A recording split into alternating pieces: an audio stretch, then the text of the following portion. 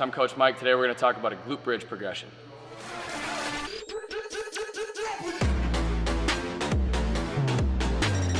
So when we're talking glutes, or otherwise referred to as your butt muscle here, the first thing we're going to do at Master Performance is we're going to see if we turn you to the side or the back side, we want you to understand the concept of pelvic positioning. So if you think like your hips are a water bucket and I want to dump the water forward or dump the water back, we just don't want to spill water either way, right? So if somebody's standing here with a neutral spine, they take that inhale, exhale that we talked about in the other video, and they're neutral and they understand how to flex their glutes, we'll go right down to the ground. If they don't, we're gonna try to teach them this first if we can get them in a standing position. So on running, jumping, sprinting, squatting, whatever it is, a lot of people will complain about back pain or hamstring pulls or whatever it might be.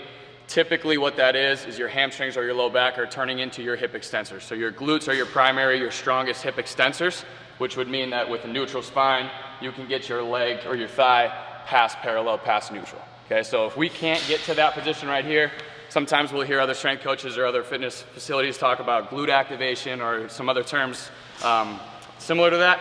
It's pretty much more along the lines of a motor control issue. So the easiest way that we can do this is we'll put somebody on the ground or supine face up. And what we want to do is we want to play with their stance, right, to decide where can they feel their glutes more than their hamstrings, more than their low back, where we can understand the tuck rather than just pushing our hips as high as we possibly can, right? So we got Coach Nate on the ground here. So right now what we're gonna do is we want a narrow stance. Typically people are a little bit stronger in flexing that muscle right there.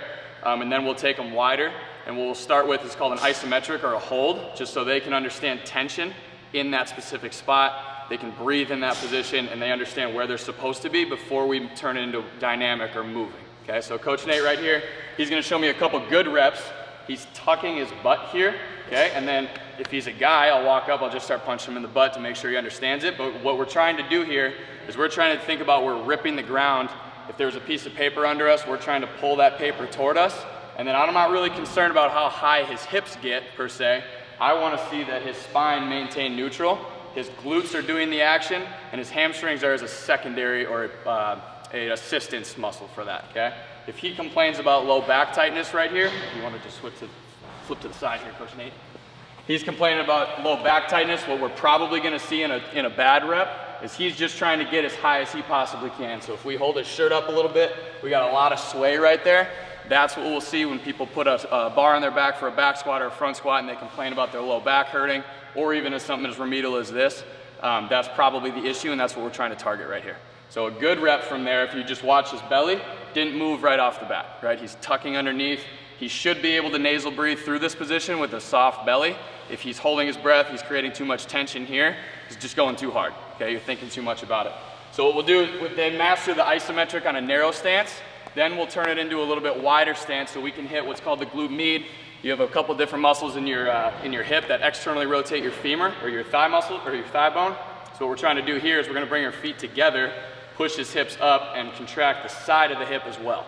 Okay, so we want to master the narrow stance first before we bring them out, because some people will start cramping up here, which will probably show us either a motor control issue or a sign of weakness.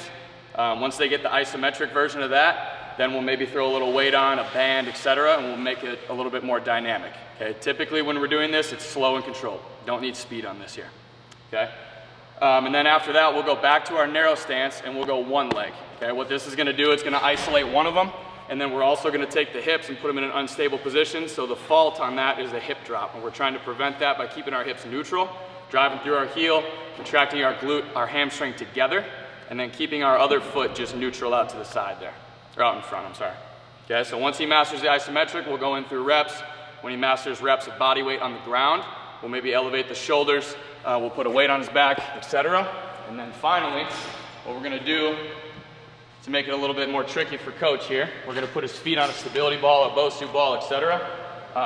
Really all this is doing is just adding a level of instability to him. So if he gets up here and he's all over the place, we can take his hands out to the side, or we just need to tell him to lock in a little bit more, and he's thinking about trying to pop that ball straight down. And then if he's having issues with that, he feels it more in his hamstrings, his calves, what I'll do is I'll just go up here and I'll pull him, and then he'll resist me in an isometric action there. Okay, but again, hamstrings are secondary to the glutes. We're trying to see hip extension, not low back round or hyperextension. and then we want to make sure that we're contracting our glutes over everything else. Thanks for watching. If you like what you saw, comment or like below. Follow us on social media. If you have questions or suggestions or anything like that, please feel free to reach out to us.